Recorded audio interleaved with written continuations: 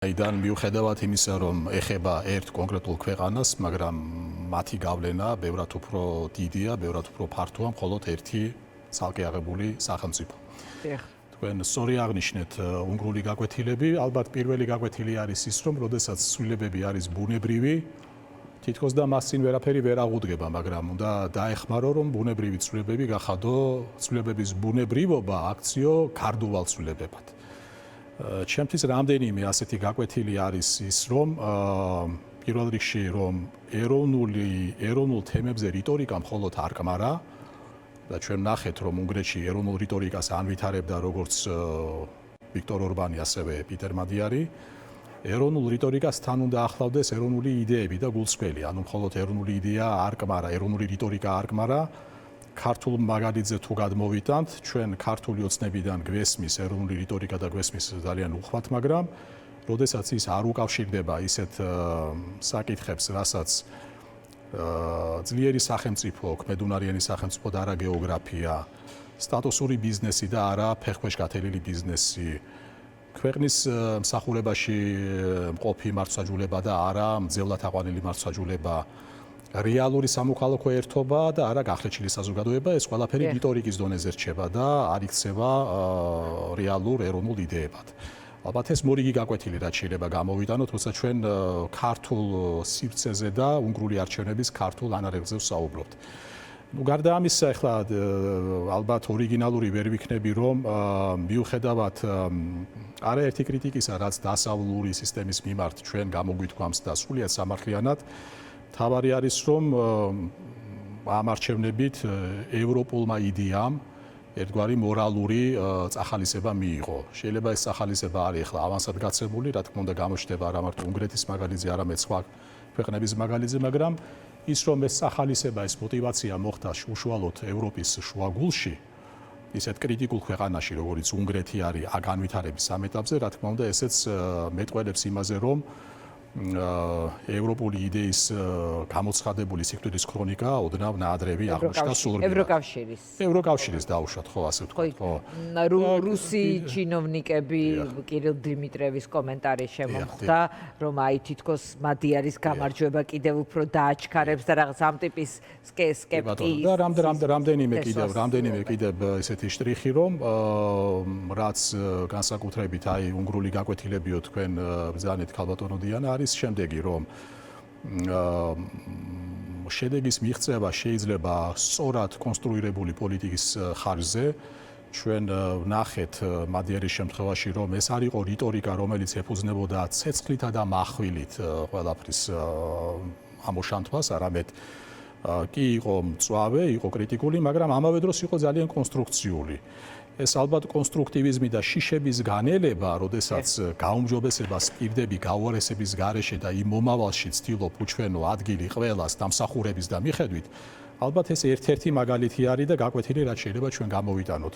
კიდევ ერთი მაგალითი არის ის, რომ უნგრეთის შემთხვევამ ჩვენ გვიჩვენა, რომ უნგრეთში კენჭი ცვლილებებს უყარეს არა უბრალოდ ადამიანებმა, არამედ მოქალაქეებმა. შესაბამისად ეს იყო ევროპული ერის სახელმწიფოს სისტემური გამარჯვება, როდესაც მოქალაქეებმა თქვეს, რომ ჩვენ ვიბრუნებთ საკუთრებას საკუთარ სახელმწიფოზე. და ბოლოს დასკვნის სახით, რატომ არის ჩვენთვის ასევე მნიშვნელოვანი უნგრული მაგალითი და უნგრული არჩევნების შედეგი, აი სწორედ იმ პრობლემატიკიდან, რასაც უნგრეთი ქმნიდა ევროკავშირის ფარგლებში, უნგრული კრიზისის გამბლოკვა და ევროკავშირთან გაცილებით უფრო კოოპერირებადი უნგრეთის დამკვიდრება ნიშნავს უკრაინის მიმართულებით დამატებითი წინააღმდეგობების ჩახსნას. არ ვიქნები ორიგინალური თუ ვეიბიტყვი, როდესაც ჩვენ ვსაუბრობთ ქართულ სახელმწიფო ინტერესებზე, ეს მჭიდრობმაში არის უკრაინის სახელმწიფო ინტერესებთან, შესაბამისად უკრაინაში წინააღმდეგობის გამტკიცება ევროპული დახმარებით და არა მარტო ეს მათ შორის ასევე ქართულ კალათაში შემოტანილი გარკვეული აქტივი არის. აი ძალიან მოკლედ კიდევ ერთხელ ვამბობ, ეს თქვათ ის საქართველოსთან დაკავშირებით რაც შეიძლება აღინიშნოს. კი ბატონო, ორბანი მიიჩნეოდა ფარად, როცა საქართველოსთვის, როცა საქართველოსთან დაკავშირებული საკითხები განიხილებოდა. აი ამ ფარის მოხსნის შემდეგ, როგორ ფიქრობთ, ვიდრე რა უნდა ისწავლოს ოპოზიციამ ამ გაკვეთილებიდან, ამაზეც ვილაპარაკებთ, ხელისუფლებას რა ტიპის რეაგირება შეიძლება ჰქონდეს, იმიტომ რომ მისთვისაც არ დაიწყო სასურველი პერიოდი. კი, ცოტა უცნაური პასუხი უნდა ჩამოგიყალიბოთ. ორბანის ხელისუფლებაში ყოფნა ალბათ ერთგვარი მაშველი რგოლი იყო არა მარტო ხელისუფლებისთვის, არამედ ქართული ოპოზიციის გარკვეული ნაწილისათვის და ვეცდები ახსნა განსაკუთრებით მეორე ნაწილში. ახლა თუ პირველ ნაწილში ეს შედარებით უფრო გასაგებია, რატომ მეორე ნაწილში როდესაც შენი პოლიტიკური ხაზი ხშირ შემთხვევაში არის ძალიან მოსაწყენად სწორხაზოვანი და როდესაც შენ გააქვს ის მთავარი პრობლემა, რომ ახალი მიდგომით, ახალი ნარატივით, ახალი თხრობით, ნდობით პოლიტიკური ნდობით ვერ აღძრავს საკმარის მხარდაჭერას საზოგადოების მხრიდან, შენ შეგიძლია შენი სისუსტეები და ხარვეზები ვინმეს ან რამეს გადააბრალო. ამ გარემოში მე როგორ გავიმარჯვო? აბსოლუტურად თქვა, რომ შენი წინააღმდეგობა, შენი ძალისხმევა არ არის ბოლომდე შედეგიანი, იმიტომ რომ არის ობიექტური მიზეზები. ჩემი აზრით ახლა სწორედ ორბანის ფაქტორის შახსნა ძალიან პოზიტიურად მოქმედებს, იმიტომ რომ აშიშვლებს ველს გარკვეულწილად ხელისუფლება ქართული ოცნების სახით უფრო მწვავე დგება იმ რეალობის წინაშე, რომ ორბანის სახით მას არ ყავს ლობისტი, ადვოკატი, მინდოდა მეთქვა ეშმაკის ადვოკატიო, მაგრამ ეს შეიძლება სხვაგვარად იქნას ინტერპრეტირებული, ხოლო ქართულ ოპოზიციას ახლა უფრო მეტი ჯაფა და ძალისხმევა მოუწევს, რომ მეტად უფრო კრეატიული იყოს, მეტად ინოვაციური და უფრო მეტად საკუთარი თავის დააბრალოს და მიაწეროს პოზიტივიც და შესაძლო ნეგატივიც. ხელისუფლებამ რა უნდა, რა შეიძლება გააკეთოს? ხელისუფლებამ რაც შეიძლება გააკეთოს, შემი აზრით, ეს ის გასაკეთებელი არის, რომელიც რომელიც წუხვა, რომ ამის გასაკეთებლად ხელისუფლებას გარკვეულწილად დრო და მართვის სადავეები ხელიდან გაექცა. პირველ რიგში ეს არის ის ყადაღებული ნარატივი, როდესაც ამდენი ხანი ხელისუფლება სწორედ იმ რიტორიკის, იაფასიანი ეროვნული რიტორიკის დონეზე, მაგალითად გვაყვედრებს ჩვენ სამშობლოს. არადა სამშობლო ქართველობას ჰქონდა არა მარტო ქართული ოცნების ხელისუფლებაში მოსვლამდე, არამედ მრავალი საუკუნის განმავლობაში. ჩვენი პრეტენზია ოცნების მიმართ არის არა სამშობლოს ქონა უქონლობა, არამედ ის, რომ ნაცვლად ესე ვთქვათ, სამშობლოს ბაზაზე გამართული სახელმწიფოსი ჩვენ არა მარტო ქვეყნისკენ, არამედ გეოგრაფიისკენ დავიძარით. ამიტომ ჩვენი მთავარი პრეტენზია სწორედ ეს არის, რომ ჩვენ ვერ შევძელით ოცნების პირობებში სამშობლოდან დავიძრათ სახელმწიფოსკენ და ხალხისგან დავიძრათ ერისკენ. აი მე როდესაც ვთქვი, რომ უნგრეთის მაგალითი არის ერის სახელმწიფოს გამარჯვება, სწორედ აი მორიგი ეს ვთქვათ ეს მენტალური პოლიტიკური ტრანსფორმაცია ან ტრანსფორმაცია საზოგადოებრივ აზრში, როდესაც ჩვენ ერთ სახელმწიფოთ უნდა ჩამოყალიბდეთ, ალბათ ეს არის ერთ-ერთი მთავარი პრიორიტეტი, რომელიც აი ამ გადასხვაფერებული ოპოზიციურ პოლიტიკური აზრის პირობებში ჩვენ რამენაირად ამოცანად უნდა დავისახოთ. კიდევ ერთი თქვათ, ან ორი მოსაზრება არის ის, რომ აი ახალი სასაუბრო ქართულ საზოგადოებასთან გარდა ერის სახელმწიფოს იდეისა, ეს არის არა ამ შემთხვევაში ეროვნული ნაციონალიზმის, არამედ სამოქალაქო ნაციონალიზმის თემის შემოტანა. რა არის სამოქალაქო ნაციონალიზმი, როდესაც სიტყვა ქართველი ასოცირებული იქნება არა მხოლოდ ეთნიკურ და რელიგიურ კუთვნილებასთან, არამედ მის პოლიტიკურ ბმასთან, საკუთარ სახელმწიფოსთან. ეს პოლიტიკური ბმა საკუთარ სახელმწიფოსთან, რომელიც ამ შემთხვევაში შენი სერვის პროვაიდერი არის. გავა, თავარ, იურიდიულ დავის ხაზი და სწორედ ეს ხაზი მინდა, იმიტომ რომ ეს არის სწორედ ის ნარატივი, რითაც ჩვენ როგორც პოლიტიკური ინიციატივა ჯერ საქართველოს, როცა სიახლეზე ვსაუბრობთ, როცა გადასხვაფერებაზე ვსაუბრობთ და ნდობის მოპოვებაზე, აი პოლიტიკური კონოტაცია ქართველის სწორედ თავარ ბმაზე სახელმწიფოსთან მის პოლიტიკურ სამართლებრივ დოკუმენტზე საქართველოს კონსტიტუციაზე უნდა გადიოდეს. ამიტომ აი ეს ნაერთი, ესე ვთქვათ, მესიჯების, რაც აუცილებელი არის, რომ საქართველოს მოქალაქეებმა ირწმუნონ, რომ მათ ისევე როგორც უნგრელებს არა მოსახლეობის სტატუსით, არამედ მოქალაქეების სტატუსით, ქართველის როგორც მოქალაქის სტატუსით შეუძლიათ ეს საკუთრება დაიბრუნონ და აღიდგინონ თანასაკუთრება საკუთარ ქვეყანაზე, თანამედროვე მოწინავე ინოვაციურ კრეატიულ პოლიტიკურ ძალასთან ერთად ალიანსში ეს შედეგი არის სავსებით მისაღწევი. მაინც გაბრუნებთ კითხვასთან, თქვენი ბოლო სტუმრობის დროს ამ ეთერში თქვენ ივანიშვილს მოუწოდებდით, რომ ახლა სწორი დროა იმისთვის, რომ გადადგას ნაბიჯები, ჩანიშნოს არჩევნები. ახლა კიდევ უფრო სწორი დრო ხომ არ არის ამისთვის, ან სხვა რამისთვის? ძალიან მიჭირს ახლა იმაზე საუბარი, აი ორბანის მარცხის შემთხვევაში ქართული ოცნება როგორ დათვლის დღევანდელი დღის აქტივებს და პასივებს. ეს რა თქმა უნდა მათი გადასაწყვეტი არის, მე არ გამოვრიცხავ, რომ ასეთი გადაწყვეტილება იქნეს მიღებული, რაც თავისთავად ცხადია, აბსოლუტურად სულ სხვა გამოწვევა შეუქმნის მათ შორის ოპოზიციურ ველს. იმიტომ რომ მიუხედავად იმისა, რომ ვადამდელი არჩევნები არის ოპოზიციური სპექტრის ერთ-ერთი მთავარი მოთხოვნა, ბუნებრივია ვადამდელი არჩევნები გაცილებით სხვა რეალობის წინაშე დააყენებს ოპოზიციურ აზრს და ოპოზიციურ პოლიტიკურ ძალებს. ნახოთ, მე მგონი ჩვენ არც თუ შორეულ მომავალში ამ კითხვაზე ჩემი აზრით გარკვეული პასუხი გვექნება. გაგვთ განცდა, რომ ახალი არჩევნები არის ესეთი განცდა, მაგრამ ეხლა განცდა რამდენად ეფუძნება დამაჯერებელ ინფორმაციაც ხომ არ გაგვთ? არავით არის, გარდა იმისა, რომ არის ვფიქრობთ, რომ მომწიფთ ამის დრო?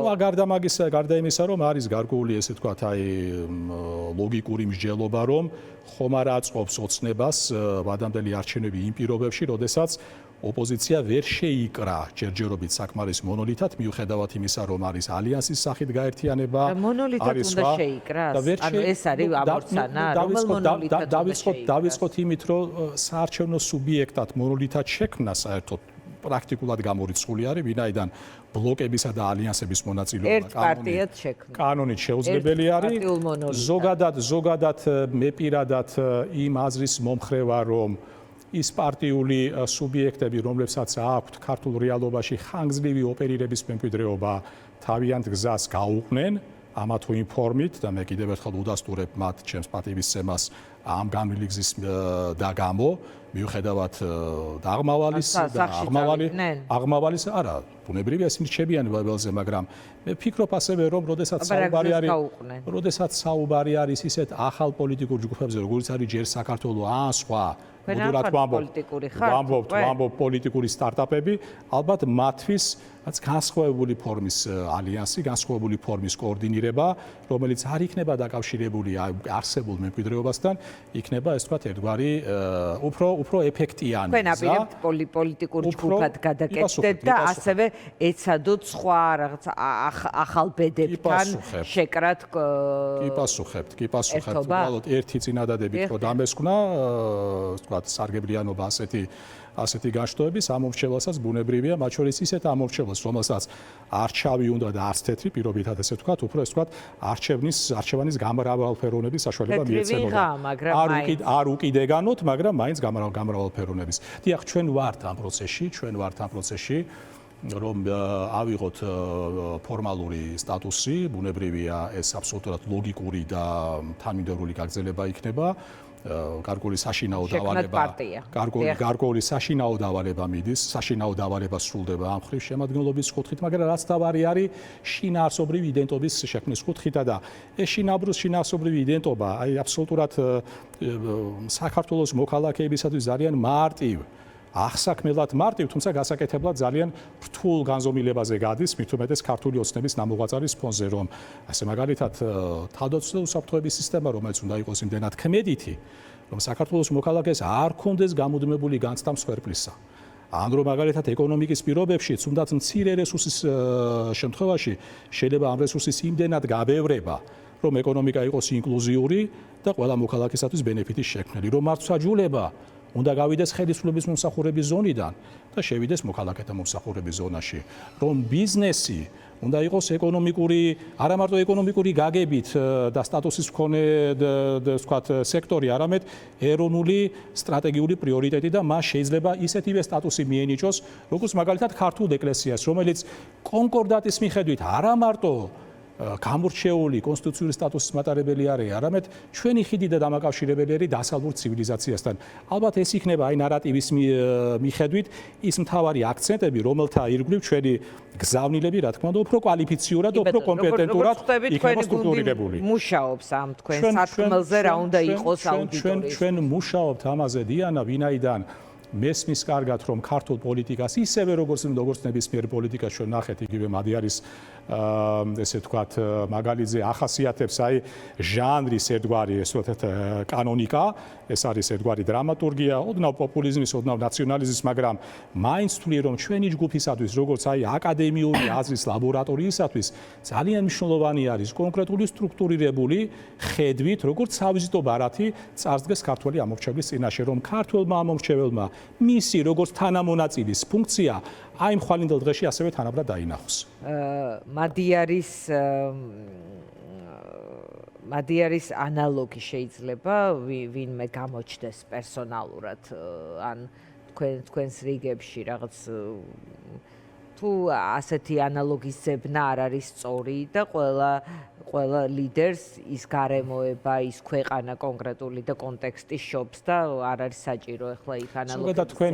თქვენ იცით რომ მე კონცეპტუალურად წინააღმდეგია ვარ პოლიტიკაში მესიანიზმის და ძალიან პრინციპულად სოფხედულობრივად ჩემთვის არსებითი არის გუნდურობა, ლიდერის ფაქტორი არის, გუნდურობა, კოლექტიურობა, თანამონაწილეობა, თანაზიარი ჩართულობა პროცესში, თუმცა თავისთავად ცხადია, პოლიტიკური პროცესი ასევე მოითხოვს პოლიტიკურ ქარიზმას.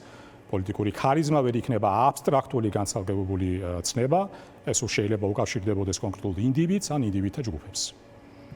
და ამ მხრივ ჩვენ რა თქმა უნდა რაღაც ვთქვათ სიახლეს და აღმოჩენას ვერ მოვახდენთ. რამდენად არის ქართულ სინამდვილეში ასეთი ქარიზმა, დღეს მოდით მე ამ კითხვაზე დელიკატურად შევინარჩუნებ დუმილს, ჩემი აზრით ქართული ეს კინოლენტა ქართული პოლიტიკური ქრონიკების საკმაოდ საინტერესო დასკვნების საშუალებას აძლევს ქართულ ამორჩევლს. კიდევ ერთხელ რომ გადავხედოთ უნგრეთის მაგალითს და ვთქვათ რა უნდა იყოს მთავარი, რაც ოპოზიციურმა პოლიტიკურმა ძალებმა ისწავლონ იმისგან, რაც გააკეთა მაგალითად აი ამ კონკრეტულმა პოლიტიკურმა ლიდერმა თავის გუნდთან ერთად. ეხლა ჩვენ ძალიან ერთ-ერთი მაგალითი და ერთ-ერთი რეკომენდაცია მესმის რომ დაიარა ამდენი დასახლებული პუნქტი, ეს ყველაფერი გასაგებია, იცით ეს. ხო, ეს ყველაფერი მაინც საჭირო ბელეტრისტიკად მიმაჩნია და ეხლა იცი არ მინდა ეხლა არც ვინმეს გულის მოსაგებად ვისაუბრო რომ უნდა დავიაროთ და კარდაკარ ეს შეიძლება კარდაკარ დაიარო ან არა კარდაკარ, მაგრამ თავარი ალბათ არის იმ კონსტრუქციული ინკლუზიური თხის წესრიგის შეთავაზება, რომელიც არ იქნება შურის ძიებაზე დაფუძნებული, რომელიც არ იქნება პოლიტიკურ ვენდეტაზე დაფუძნებული, რომელიც იტყვის რომ საქართველოს ისტორია არასდროს არ იწყება ახალი ხელისუფალში, ძალაუფლებაში მოსვლის პირობებში ნულიდან. რომ საქართველოს ისტორია განიზომება ერთიანობაში და მთლიანობაში, ყველა ფორმაციის საზოგადოებრივ თუ პოლიტიკურ მოღვაწეს აქვს თავისი პლუსები და მინუსები და არც პლუსი არ უნდა და არც პლუსები უნდა დაუკარგოთ მათ და არც შესაბამისად მინუსები. ეს არის საკუთარი ისტორიისადმი პატივისცემა ყველაფერთან ერთად, იმიტომ რომ ცემთ რა ჩვენ ისტორიას პასუხს, აწყოსაც გარკვეულწილად ვაძლევთ იმის გარანტიას, რომ ეს აწყო, ეს ნაწვალები ჩვენიდან ნაჯახირები ასევე მომავალში პატივცემული იქნება. სწორი სტრატეგია, მაშინ ასე კითხავთ, რა უნდა დავინახოთ, რომ რა არის არასწორი, იმიტომ რომ ქართული პოლიტიკური ცხოვრება ძირითადად არის აგებული ეხლა ბოლო პერიოდში მით უმეტეს ბოიკოტი, არაღიარება და ასე შემდეგ. ანუ ეს გზა და ის გზა რაც იქ ვნახეთ, ამის შედარება ალბათ პირველი დასკვნა და ერთ-ერთი რაც გაკვეთილი, რაც შეიძლება ჩვენ დავასახელოთ ყოველ შემთხვევაში მე ავიღო სითამამე საკუთარ თავზე ჩვენ ლექსიკიდანაც კი არათუ ცნობიერებიდან უნდა ამოვაგდოთ სიტყვა რევოლუცია. ერთადერთი შემთხვევა, სადაც მე სიტყვას რევოლუციას დავუშვებდი, ეს არის მენტალური რევოლუცია, ცნობიერების, მართვის სტილის კუთხით, საზოგადოებასთან საუბრის კუთხით. ნებისმიერი სხვა კონტექსტში გამოყენება და ეს არ ნიშნავს საზოგადოებრივი ზეწოლის არ ქონას, ეს არ ნიშნავს საზოგადოებრივი პროტესტის, მაგრამ ჯამში ეს ყველაფერი უნდა გვირგვინდებოდეს პოლიტიკურ პროცესში. ალბათ ეს მიუხედავად იმისა, რომ შეიძლება ასეთი მოწოდება და ასეთი შეფასება იყოს გარკვეულ ფენაში ქართული საზოგადოების არაპოპულარული, ჩვენ თავზე ასეთი სითამამე და გამბედაობა უნდა ავიღოთ, იმიტომ რომ ფიქრობ, რომ ხანდახან არაპოპულარული მოწოდებების გაჟღერება უფრო არა მარტო თამამს, არამედ გულწრფელს და მისაღებს ხდის შენ. მათ შორის იმათ თვალში, ვინ შეიძლება შენ მხარს არ გიჭერდეს. ალბათ ეს არის ერთ-ერთი მთავარი. რაც შეეხება სხვა გაკვეთილებს, ახლა შეიძლება ესეთი ჩამონათვალი იყოს ძალიან ვრცელი, მაგრამ კიდევ ერთხელ გავიმეორებ იმას, რაც არაერთის მithქვამს. არა მარტო არსებულის დაწუნება, არამედ იმ წარმოსახვა, იმ რეალობისა, რომელიც აი ამ ხვალინდელ დღესა და მომავლის ფურცელს უკავშირდება. ვფიქრობ, რომ აი განცდა დანაკლისისა, რომ ესე ვთქვათ, ეს ხვალინდელი დღის თავი არ არის ისე, ესე ვთქვათ, აი წარმოჩენილი, არ არის აღწერილი. და მე იმიტომაც გითხარით ძალიან მოკლედ, იმიტომ რომ ეხლა კონცეპტუალურად ვერ ვისაუბრებ, როგორ წარმოვიდგენია ჩვენ სხვადასხვა მიმართულებების მიხედვით ეს დოკუმენტები მუშავდება და ქვეყნდება დრო და დრო, მაგრამ ის რომ ეს თქვათ ეს ორი სერია დასრულებისა, არსებულის დასრულებისა, მაგრამ ახლის დასაწყისისა უნდა იყოს ერთმანეთთან ძალიან ბუნებრივად დაკავშირებული, ასევე მგონია რომ ქართულ პოლიტიკურ სპექტრს არსებულს ყოველ შემთხვევაში გარკვეულ გამონაკლისს თუ არ შევქმნით, თუ არ ჩავთვლით, ჯერჯერობით უფრო ეს თქვათ აი რევანშიზმზე აქვს ყურადღება აქცენტი გადატანილი, ვიდრე იმ ხვალინდელზე, რომელიც აი ამ გადასვლას თანდათანობით ხავერდოვან ტრანსფორმაციას უნდა ემსახურებოდეს და კიდევ ერთხელ ვიმეორებ, ხავერდოვანი ტრანსფორმაცია წარმოუდგენია მხოლოდ გამართული არჩევნების, არაუბრალოდ საარჩევნო თარიღის, არამედ რეალური საარჩევნო გარემოს პირობებში, ჩატარებული არჩევნების პირობებში. აი ეს არის ფიქრობთ, რომ არის ახლა რეალობა, სადაც ნამდვილად არის მოთხოვნა ახალ პოლიტიკურ მოთამაშეებზე, იმიტომ რომ არსებულით გადაღლა, როგორც ორბანით გადაღლა, ისე აქ შეიძლება იყოს ხელისუფლებითაც გადაღლა და ვთქვათ პოლიტიკური კლასის რაღაც ნაწილითაც მაგალითად. ძალიან მიუხედავად იმისა, რომ ძალიან არც თუ იშვიათად, შეიძლება ძალიან ხშირად არა, მაგრამ არც თუ იშვიათად პასუხებში მაქვს თვითცენზურა, ეს ის შემთხვევა არის, როდესაც ამ თვითცენზურაზე ვიტყვი უარს და რა თქმა უნდა, გეტყვით პირდაპირ, რომ ასეთი საჭიროება არის, ასეთი აუცილებლობა არის, რომ არა ასეთი საჭიროება, მაშინ ჩვენ თავზე არ ავიღებდით ამ გამბედაობას და სითამამეს, რომ ახალი პოლიტიკური შეთავაზება ჯერ საქართველოს სახით გავუკეთოთ ქართულ საზოგადოებას. ესეთი განცდა რომ არ იყოს, ასეთი არა მარტო ახალი ძალის მხრიდან. რომ გიშება შთაბეჭდილება, რომ აი სადღაც გრძნობთ არჩევნების მოახლოებას და ცოტა აჩქარეთ თქვენი გეგმები. აი აზრი რო დავასრულო, რომ არა მარტო ახალი სახეებით, არამედ ახალი ხელწერით რომ არ შეავსო ის ვაკუუმი, რომ არ იყოს ამის განცდა, ბუნებრივია ჩვენ თავზე და ამ სამუშაოზე ასე ვრცლად არ ვისაუბრებდით. რაც შეეხება მოახლოებულ განცდას არჩევნებისა თუ არა, ერთადერთი განცდა, რაც და შემიძლია თავი დავდო, ის რომ ქართულ საზოგადოებაში სხვაშორის მიუხედავად პოლიტიკური თუ პარტიული კუთვნილებისა, არის ზოგან გაცხადებული და ზოგან განუცხადებელი კონსენსუსი ცვლილებების საჭიროებისა და აუცილებლობისა. ცვლილებები არის გარდუვალი.